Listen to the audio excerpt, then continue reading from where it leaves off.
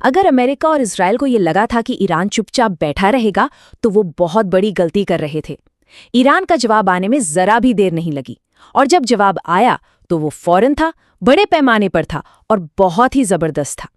ईरानी अधिकारियों की तरफ से मैसेज लगभग तुरंत आ गया और एकदम साफ शब्दों में। संदेश सीधा था, जवाब जबरदस्त होगा, मतलब इस हमले का जवाब दिया जाएगा और पूरी ताकत से दिया जाएगा।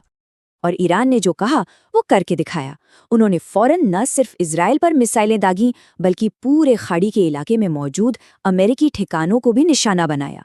बहरेन, यूएई, कुवैत, कतर, इन सभी जगहों पर अमेरिकी मिलिट्री बेसिस पर एक साथ हमले हुए, और देखते ही देखते कुछ ही घंटों में ये लड़ाई एक पूरे रीजनल संकट में बदल गई। तो चलिए अब एक कदम पीछे हटते हैं और इस पूरी तस्वीर को जरा बड़े नजरिए से देखते हैं। सवाल ये है कि इसके फौरन बाद हुआ क्या, और वो कौन सी डिप्लोमैटिक गलतियां थीं जो हमें इस खतरनाक मोड़ पर ले आई। देखिए, इस लड़ाई का असर जमीन पर फौरन महसूस होने लगा। पूरा का पूरा रीजन जैसे थम सा गया।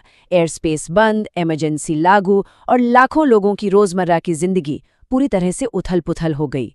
ये कड़वी सच्चाई है कि जब भी ऐसी कोई मिलिट्री कार्रवाई होती है तो उसका सबसे पहला और सबसे बुरा असर आम लोगों पर ही पड़ता है। और ये आंकड़ा देखिए, ये ईरान के अंदर के हालात को बयां करता है। सोचकर देखिए, एक पूरा देश दुनिया से लगभग कट चुका था।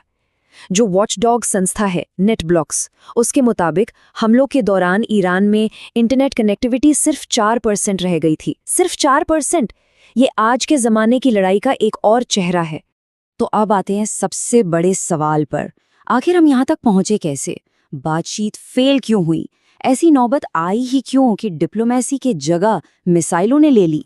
इसका सीधा सा जवाब छिपा है ईरान के न्यूक्लियर प्रोग्राम को लेकर चल रहे डिप्लोमैटिक डेडलॉक में। देखिए, अमेरिका और उसके साथी देश चाहते थे कि ईरान अपना न्यूक्लियर प्रोग्राम पूरी तरह से बंद कर दे, लेकिन तेहरान इसके लिए बिल्कुल भी तैयार नहीं था।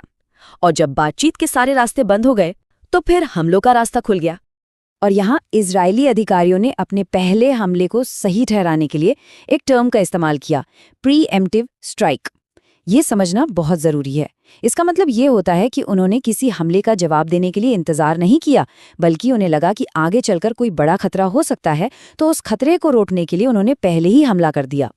तो आखिर में हम उस सबसे बड़े और सबसे खतरनाक सवाल पर आकर खड़े हो गए हैं। एक तरफ से हमले हो रहे हैं, दूसरी तरफ से जवाबी हमले हो रहे हैं।